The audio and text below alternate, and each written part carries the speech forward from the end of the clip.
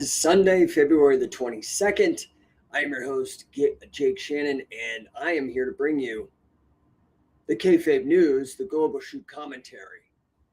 We're about to break down the booking decisions that are coming for your wallet. Today's episode is brought to you by Number One Coaching. Listen up, if you're still wrestling for pennies on the undercard of the business world, then it's because your psychology in the ring is all wrong. You can't sell, you can't draw. Number One Coaching will teach you how to put asses in seats and turn your small business into a box office draw. Stop being a jabroni and start being the champion of your market. Go to numberonecoaching.com. This is the Combat Sports Minute. Let's kick it off with a little something from our world. Over in the TKO universe, UFC fighter Sean Strickland is generating some serious heat, calling the company's pay structure predatory.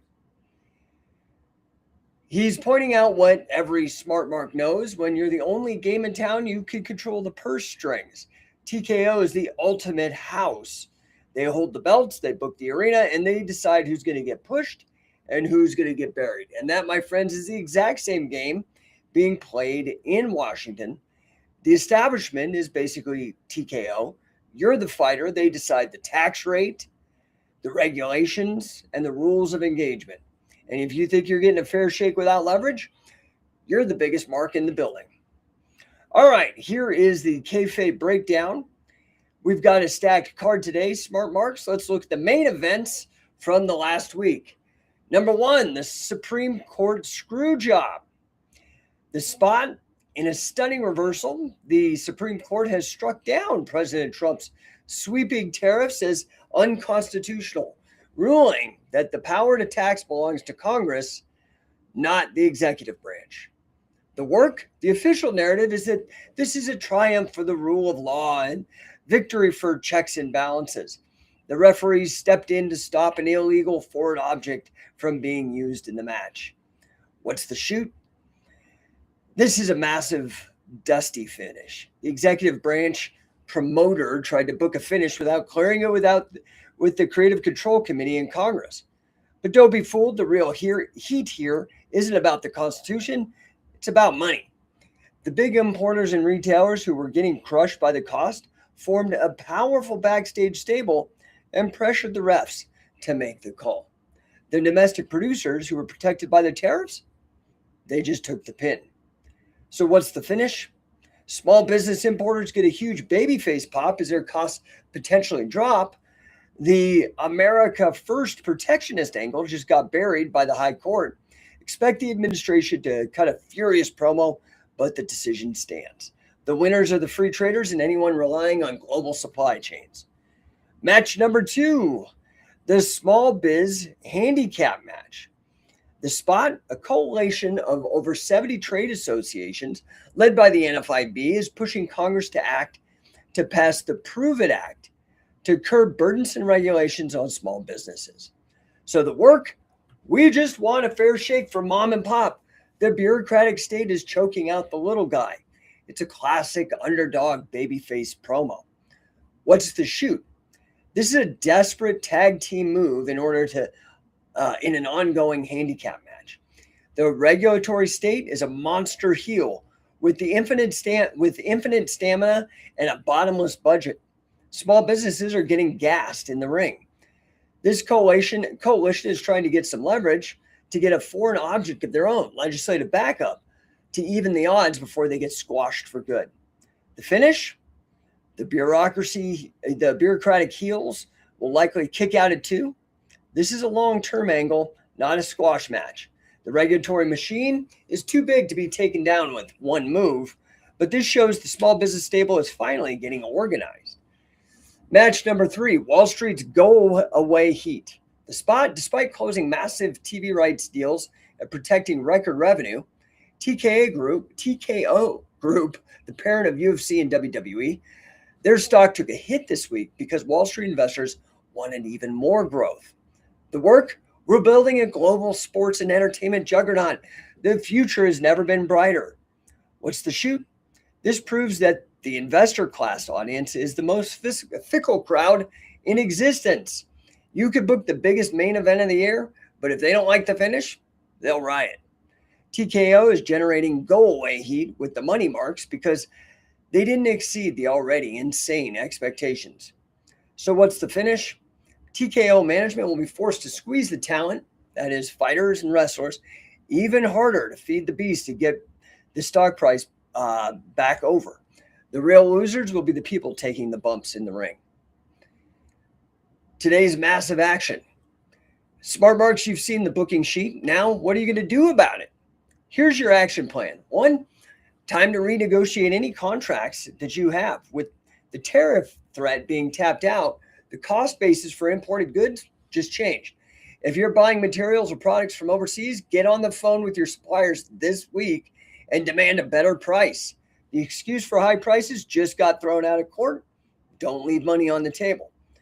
Number 2, massive action. Join a stable. The NFIB story proves that you can't fight the regulatory monster alone. You will get squashed.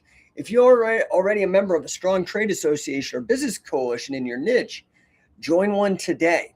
You need the collective leverage to have a voice backstage. Stop trying to be a lone wolf and get yourself a tag team partner. Remember, in this world, you're either booking the match or you're taking the pin. Stay smart, stay skeptical, and keep your eye on the money. We'll see you guys at the next pay-per-view. All right, guys, I'm going to jump it over to any questions. Hey, what's up, Carlos? Hi. Let me show some of these. Thank you for joining in. What's up, brother? Let's see who else we got. What's up, man? Vivian Ray. No, I have no idea what you're talking about. Sorry, I didn't see your thing. Blah, I think this topic should be on another money channel. Oh, well, okay. Well, here's Fred calling me handsome. Thanks, brother. Appreciate that. All right, guys, I'm going to throw these the commentary up on the screen here for you. Anybody, I'm going to stay on here for about 5 minutes. See if anybody has any questions. I want to tell you guys about shootpro.tv. We're going to be filming season 2 this May 1st through 3rd. You can be a part of the shoot. In fact, everybody who came to CatchCon last year, go to catchcon.us, and decided to compete. Everybody who attends has the option. You don't have to, but you have the option to compete. This is a $250 entry fee for those who don't buy a ticket to the rest of the camp. You will, first of all, be entered to win a $1,000 division prize. So last year we had over 80, under 80, and tag team. Each winning team won each winner of each division won $1,000 last year. Plus, you got all that highly produced footage of you competing in Shoot Pro at CatchCon. Gerald Bradley, hi, what's up, buddy? Good to see you. So if you're interested, you could check out what it looked like last year. This year is going to be a massive improvement. So if you want to see last year, go to shootpro.tv. You could see the entire, I think we did 5 episodes. And we'll be shooting it again. This time, actually, I was very happy with the post-production. As you can see, we had WWE Hall of Famer Larry Zbyszko and commentary. Really great job on the production values, post-production values. But we're going to improve it. Last year, we just were like, you know what? Let's just film the matches for the match's sake. And we did it. It looked like a high school wrestling match because that was basically what the set was. This year, we actually have a full studio. So we got Jumbotrons, we've got 5 cameras catching all the action. We will be broadcasting it live as well as chopping it up into multiple episodes for season 2 of Shoot Pro. Very, very exciting times. Of course, Frank the Legend Shamrock is going to be there. Pat the Croatian sensation Milicic is going to be there. Let's see here. Gerald Bradley, well, is Larry Zbyszko going to be commentating in 2026? Yes, sir. So we are keeping our amazing team in place. You guys have to go over to catchcon.us. Check it out. It's going to be the greatest weekend on earth. It is literally the weekend following US Open, USA Wrestling's US Open in Las Vegas the next week. Then is CatchCon. which culminates in the Shoot Pro tapings that you definitely want to be a part of. As you know, we promote very heavily. You're going to get a great sizzle reel. Whether you win or lose, you can tell you can start building your name as an athlete. In addition to getting certified in catch wrestling and in the mace belt, we're going to have Rick Brown, Mr. Mace Man, the world's mace trainer. He's going to be there as well. So, in addition, JJ Howland, Carolyn Wester, and then all the Scientific Wrestling elite coaches, all of them with BJJ Fanatics deals. You can watch their videos and come and learn and pick their brain. If you guys have any questions, you can, obviously this stream is live right now, but it will be rebroadcast. It'll be rebroadcast, not live. And so just DM me, or you can email training@scientificwrestling, info@scientificwrestling.com, and we'll get you well taken care of. In addition, I've got another cool announcement. I've been working very hard to write I've written a lot of books. And I started out writing wrestling books. I moved into philosophy, political economy, all kinds of different subject matters. I've written some fiction.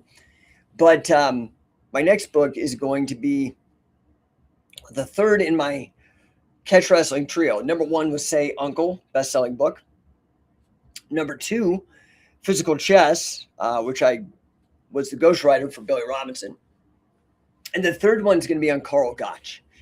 So I will have that out very, very soon. I'm excited for you guys. It's going to be very thorough. It's going to be a serious treatment of his training philosophy. I'm very excited for that. So announcement one is CatchCon and Shoot Pro. Go over to shootpro.tv, watch it. Go over to catchcon.us, sign up and register. We still have like months to go, and we've already sold 11% of the tickets. This will sell out.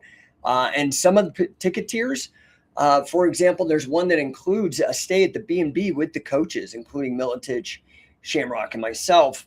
And that takes a huge cut off of your expenses in terms of a hotel. So I'd highly, highly suggest you go look at that package, because that one will sell out very, very quickly. Gerald, ads. I don't know what that means, brother. I hope I answered your other question. Let's see here. Thank God for President Trump. Listen, yeah, okay, that's an interesting one. I'm going to be real here. This show really, this particular broadcast, the Kayfabe News, it came out of a book I wrote a long time ago called Anomaly, Revolutionary Revolutionary Knowledge in Everyday Life. Sorry. Anomaly, Revolutionary Knowledge in Everyday Life. I wrote this book in 2009, and I'm very proud of it because it was very prescient, like predicted the medical fascism. It was ahead by maybe well over a decade, warning people. And one of them, I talk about how politics is pro wrestling. Now, that took on a life of its own. Jesse Ventura took the idea and ran with it as well. I had Jesse on a radio interview when I was hosting a radio show on K-Talk years ago. And anyway, President Trump is a perfect persona because he's a WWE Hall of Famer. He represents this idea of the kayfabe nudes 100%. And it is that thing where you've got to start looking at reality and not rhetoric, right? So he's like your typical Republicans, where he campaigns like a libertarian. Oh, we're going to release the Epstein files. Oh, we're going to audit everything. We're going to get rid of the income tax. Very popular, by the way. He won campaigning on that premise. We're going to fix the food. All that, like homesteading, all that kind of nature, good food. And he gets in, and that lasts about 3 months. And then it was like, wow, what? Epstein who? That's a hoax, and that's a Democrat thing. And trying to work the base, and he's lost everybody. Everybody's lost faith in him, the people that did support him. I have seen this before. George Bush Jr. campaigned just like this, and then became the worst president ever. So I can understand your enthusiasm, maybe for some of the things that he stood for, but I think those days are over. I don't think he's America first. I think he's compromised, frankly. But there's plenty of other YouTube channels that'll tell you all about that. Anyway, guys, so the first thing, catchcon.us, you want to register there. Tickets are going to be sold out, especially some of the better deals. You really need to look at it and think of some of those deals. I made those really good for you guys. And also the new Carl Gotch book coming out. I'm not going to tell you the title because I'm still haven't 100% committed to it. But it's going to be basically about conditioning being your greatest hold, something in that genre. It'll be much more terse and clever. And Rabbit Rut says Trump is the worst. Yes, I don't disagree. Although, I mean, Biden wasn't that much better. Kamala would have been as bad, if not worse. The problem is neither are good. We're presented with this false choice. That's the biggest problem that I see. A second thing, or after CatchCon and the new book about Carl Gotch, I want to tell you guys about number one, coaching. So I'm about to launch my Sportify operating system. And this is something I'm very, very proud of. This is something that I've been working on with my coaching clients for some time and getting really great results. Learned a lot, was actually inspired by my own path as in financial engineering, in investment mortgage banking, in entrepreneurship, in my time as the two-time 10X Performance Coach of the Year for Grant Cardone, as well as very heavily influenced by my coaching influences in grappling and wrestling.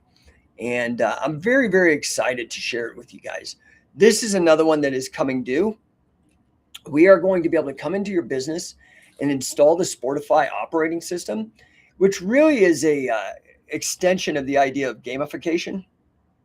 So you get it, sportification. I came up with this concept because, and this might be a little bit of nerdy content for you, but there's this idea, gamification as a field relies on extrinsic motivation, meaning leaderboards, prizes, points, things of that nature, and that works well.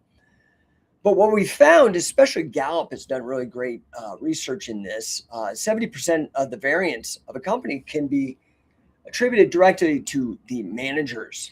And what they suggest is that we shift from managers. So listen up, all you management consultants, to this idea of being coaches. And this is something that I'm really, really strong in. And so this whole premise is to move from gamification, which is strictly extrinsic, and move to intrinsic motivation, which requires coaching. So this solves that 70% problem that the Gallup people brought up. And it also solves the short thinking of gamification by extending it into this idea of sportification, or to sportify, as I call it. So anyway, we are going to be able to come to your business, install the Sportify operating system, get your team working like a championship team. It's kind of mind-blowing. It's going to be a hybrid. We're going to have a coaching component for the C-suite. We're going to have a coaching component for your team, in particular the RevOps team. And lastly, we are going to have a manual as well as an AI assisted coach that can be installed at your business and help blow you up. And in addition to that, my partners in scientific wrestling, Pat Milantich and Frank Shamrock, they're also going to become a key part of this. And we're going to actually come into your company and talk to you about real coaching and real organization and real winning. So guys, you want to get on board with any of this stuff, CatchCon, shootpro.tv, so catchcon.us, shootpro.tv, the new Carl Gotch book, or number one coaching and the Sportify operating system. Reach out to me, DM, hit me up in the comments, all that kind of stuff. All right, I got a bunch of comments here. Let's see. Man Trouble 007. George Carlin said it best. Our government gives us the illusion of choice big companies own us. Yeah, I mean, basically. But again, let's remember that when we talk about big business, we talk about big government or big pharma. Okay, I honestly think that is a bit, I'm also a fan of Robert Anton Wilson, and he was very smart about how words could shape our reality tunnels or our experiences, as he used to call it, reality tunnels. And remember, big government is people. There are individuals responsible. Big business is people. There are people responsible. Big pharma, it is the individuals that are responsible. And they hide behind this idea of making the government the boogeyman or big pharma or big business. We have to look at the individuals responsible. But I don't disagree with you. And I love George Carlin. That was the very first live comedy act I went to. I was 16. Fantastic. George Carlin, also a huge fan of Robert Anton Wilson, by the way. Rabbit Drut. No way Biden was the con man that Trump is. Corruption is beyond the pale. I mean, I don't know, dude. This is like betting on pro wrestling, bro. Like, they're all fucking corrupt. I mean, I don't know what the hell to tell you, dude. I'm not going to get in a pissing contest of who's worse. I mean, Biden was a kid sniffer. His daughter accused him of rape. They're all trash, dude. I don't know what to tell you. Let's go here. Gerald Bradley. Well, Carl Gotch rants are my favorite when he said he does not know the difference between his elbow and his asshole. That made me laugh out loud. Oh, dude, he had so much. He would say, oh, man, all that guy is good for is turning a good meal into shit. Another one, he said, that guy's so low that he could walk under the belly of a snake wearing a top hat. I mean, dude, Carl was the best. He was truly, truly hilarious. This book is going to be very, so if you haven't noticed the evolution of scientific wrestling, I started back in 2003 is when the actual company was formed. And so I'd had the ideas years prior, but I really put it all together and started launching it in 2003. It was the year after I graduated from grad school with a master's degree in financial engineering, and I had the time to devote to it. And so, yeah, man, it's going to be great. If you guys know, if you get inside of scientificwrestling.com, one of the great things I have exclusive are the hours and hours of mentoring calls that I had with Carl Gotch, and I let you listen in on them. Just like inside Scientific Wrestling, you have hours and hours of top tier instructional footage, certifications. We also have hours and hours, 72 hours of the old UWFI pro wrestling shoot style. It was still work, but it was the proto MMA with people like Dan Severn, Kazushi Sakuraba, all these legends. All of that inside Scientific Wrestling. But this book is going to be, half of it is going to be me just writing about his philosophies and summarizing it. And then the second half is actually going to be transcripts of our conversations. I'm really, really excited about it. Let's see here. Man Trouble 007. Now I sound like Citizens United. Okay, dude, you're just, I appreciate you listening, but I don't know if you're actually really listening.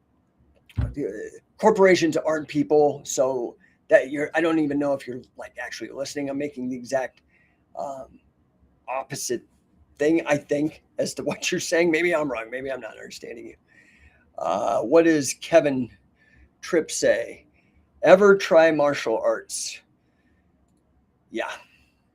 Started with folk style wrestling in 1977. I must have been 5. I don't know if you've seen the stupid pictures of me with a bowl cut and a singlet. The Spartans, out in Mission Viejo, part of Aurora, Colorado.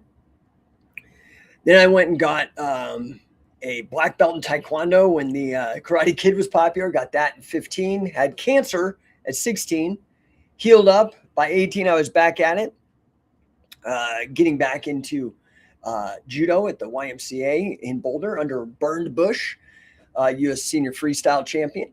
Trained with him for a couple years and then went to UFC 2 in Denver. This was 1994 at Mammoth Gardens. I was there. You could rent UFC 2. You can actually see me. I think I'm wearing a red hat, sitting behind the Gracie family. And yeah, then I moved to California, trained with Carly Gracie, Rolf Gracie, Kurt Osiander, Kaseka Munez, Ricardo Murgel, and then got kind of tired of not getting booked on any fights. And I was a young man, I was in my prime. And there weren't really open tournaments back in the early 90s to join. So I actually got pulled into pro wrestling. I used to hate pro wrestling, but I was trying to impress this girl. And so I did a tryout. And actually, I had pretty modest success. I had a WWE tryout. I toured with the Vans Warped Tour, got paid well. Was the first white guy to go train down in Naucalpan, Mexico with Ultimo Dragon's gym. And also learned with Pro Wrestling Tetsuo, which is a Pro Wrestling Noah satellite gym under Modest and Morgan. And I kind of fell out of that, didn't like it. So I ended up becoming obsessed with catch wrestling, which is what scientific wrestling is about. So you can see that dovetails right around 2003. So yes, to answer your question, Man Trouble 007 says, money in politics has corrupted our system to extreme tipping point. We've been a nation for 250 years at this rate. We'll be done in 50. Oh, it'll be faster than that. I actually wrote a book called Endonomics. And yeah, money, I think, is a problem. I think it's more, you need the person I've been really impressed with, her research is Whitney Webb. What is it? United States Blackmail or One Nation Under Blackmail. I can't remember the name of the book. But I would say that, it's actually bribery and blackmail and what are called the black chambers, intelligence operations mixed with organized crime. I think that's a real problem. Yeah. Anyway, Gerald Bradley, remember the government is a business. The president will only do what will help his business. So why doesn't he help veterans on the street? Simple. It doesn't help him gain any money. Yeah, kind of. Yeah, I don't disagree with that. That sounds pretty prudent. The idea that you're talking about, I actually met James Buchanan, Nobel Prize winner in economics, for fleshing out the ideas of public choice economics. And really, Gerald, that's kind of what you're bringing up, and that is that politicians are self-serving. And so what Buchanan and a few others did in the public choice school of economics is they applied economic analysis, which assumes that everybody's self-interested. They applied it to economic players and ended up getting the Nobel Prize. So not bad, buddy. Not bad. Jojo Dancing 4-3. I look like Kid and Play. Well, okay. Maybe my hat gives me that hairdo, but I think, I might have the wrong complexion there, brother. Okay. Gerald Bradley says Frankie Kane. Yes. Oh my God, dude. Gerald, thank you so much for bringing that up. Frankie Kane, man, he was, I interviewed him way back in 2011. Nobody even really knew his relevancy to catch wrestling. In 2000, remember, I started my first catch wrestling clubs out in Southern California in the early 2000s, right around 2003. Anyway, for a short time, about 3 years, I had the wrestling club at the Santa Monica High School wrestling gym. And I called it originally the Toehold Club. And that was an homage to Frankie Kane's Toehold Club when he was a kid. So this is an interesting tie-in in Al Haff's territory, where Frank Wolf, famous shooter who ended up kind of, Carl Gotch considered like him learning catch wrestling at Wigan, like maybe undergrad, but he really got good in the American style under Frank Wolf when he moved to Al Haff's territory in Ohio. And Frankie Kane corroborated a lot of those great styles, those stories anyway. Scott Teal has a wonderful book that he wrote with him, but you could also read a short version in Say Uncle, my book. So Gerald, thank you for bringing that up, and rest in peace, Frankie Kane. Great guy. Yeah, thank you again for bringing that up. Fearless Forever. Have a good day and God bless. Thanks, buddy. Appreciate you, man. God bless you. Yeah, it's an interesting time, because it's so funny. Like, I've been libertarian since undergraduate when I read Ayn Rand, The Fountainhead. Loved Howard Rourke as a character. Huge impact on me as a young man. And I ended up finding flaws in Rand's philosophy, of course, but by and large, still really great writer, really great thinker. But it's funny to me because I have not seen in all my years people as libertarian minded as they are now, where they're completely skeptical. And of course, you'd have to be stupid not to be. Epstein files, the COVID scandal, all the lockdown bullshit.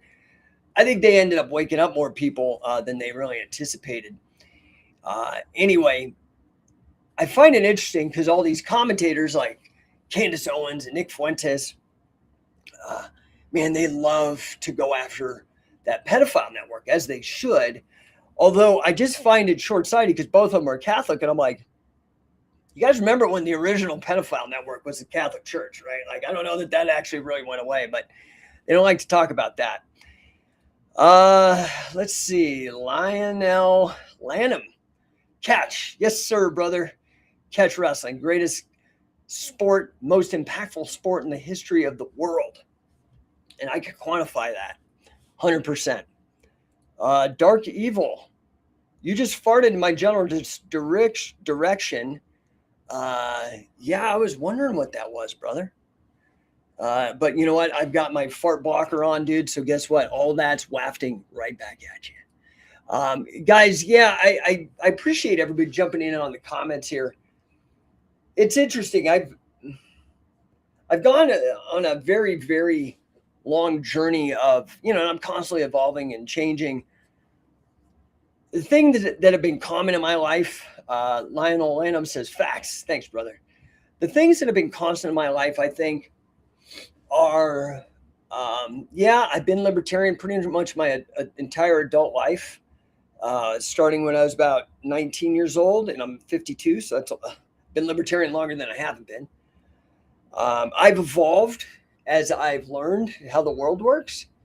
I'm not anarchist. I for a short time believed in this whole anarcho-capitalism thing of Murray Rothbard and whatnot, but I realize we already have anarcho-capitalism. What you're seeing right now is an anarcho-capitalism, and it's not great. It ends up being kind of fascist, where there's a collusion that happens. But I've largely been, what's known as a minarchist. Anarchy, State, and Utopia. Robert Nozick talks about this idea of minarchy and defends it well. And I tend to have in my life gone to various different things, but I tend to find that to be the best model. Although, I do have this idea that we've got these things called enforcement zones, and companies like Palantir are trying to erase them with your cell phone and things of that nature. But you do have quite a bit of freedom as long as you don't get caught. Now, this is where ethics are practical, because you have to, if you want freedom, then you can't be nefarious and doing sketchy shit. And so, if you want freedom, there are places where you are not being observed, right? What do they say? No cop, no stop, that kind of thing. Oh, hey, what's up, Patrick, coming from Ireland? Aaron, go bro. Happy to see you here, man.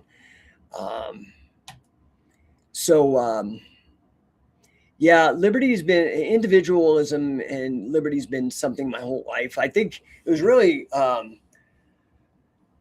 when I had cancer as a teen, there was two phrases that got me through, and then they ended up kind of shaping me philosophically. One was, if it doesn't kill you, makes you stronger, from Friedrich Nietzsche. I ended up getting upset. That really got me through some hard times. Kind of as a meditative mantra and stuff when things were really tough, chemotherapy and radiation surgeries.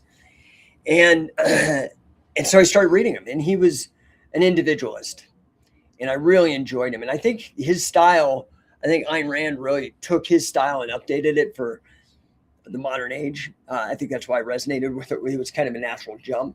The other one is this story from King Solomon. And King Solomon uh, from antiquity is supposedly this very wise man. And he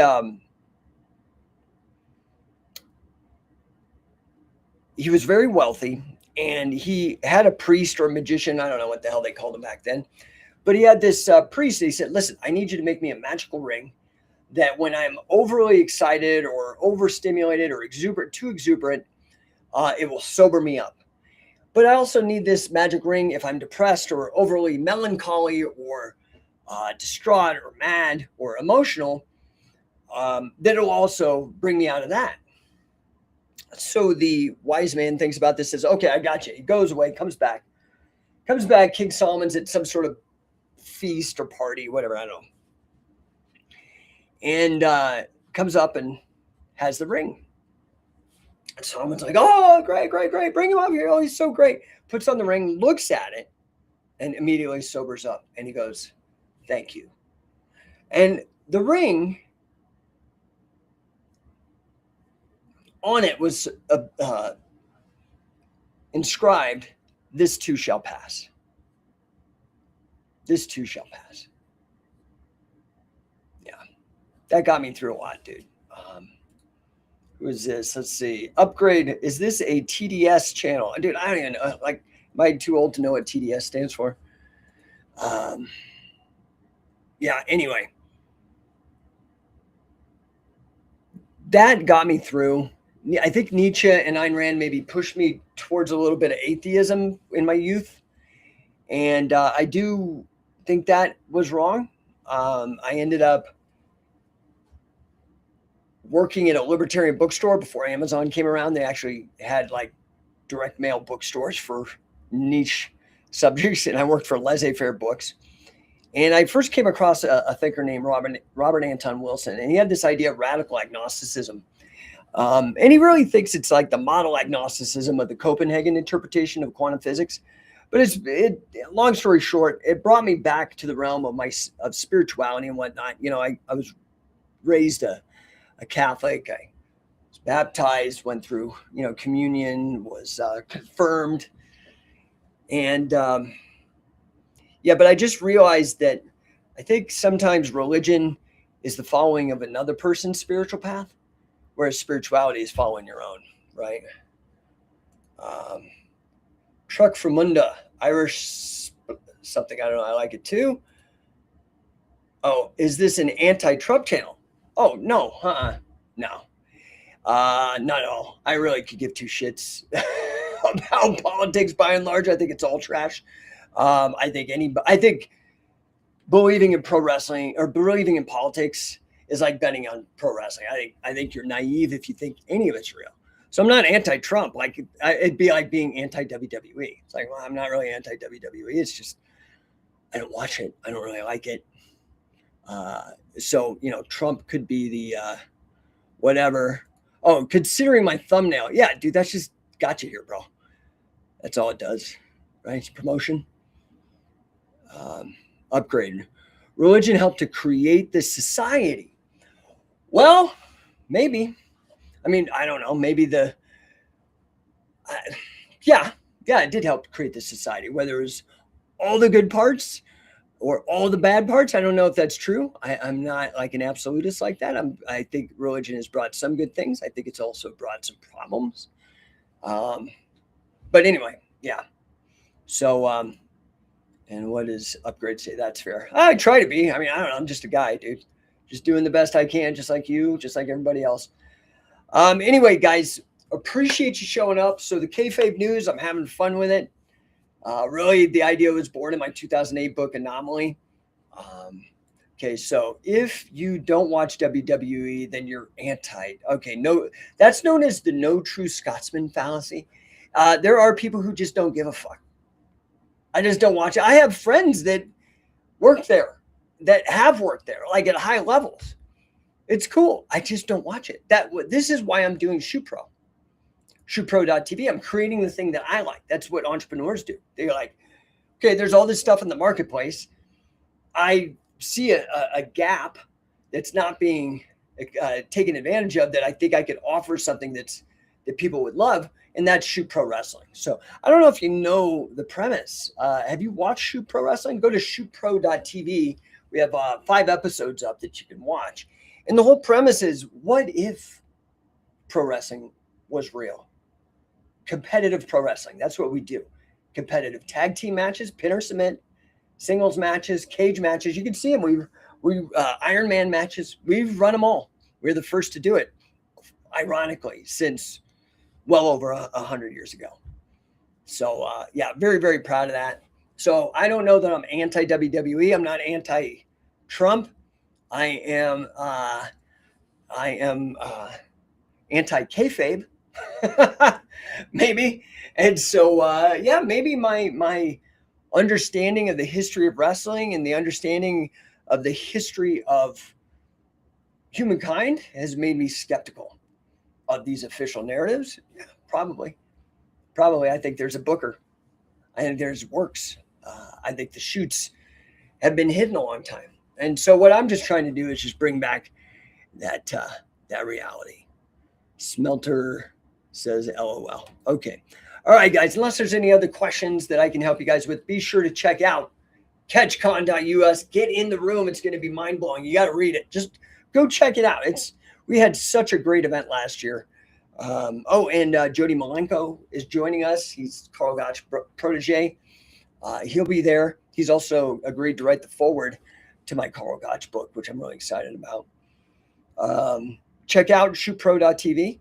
See what competitive professional wrestling, not scripted, actually looks like. And number one, coaching. Come out there. We will fix your business, dude. That's what I do.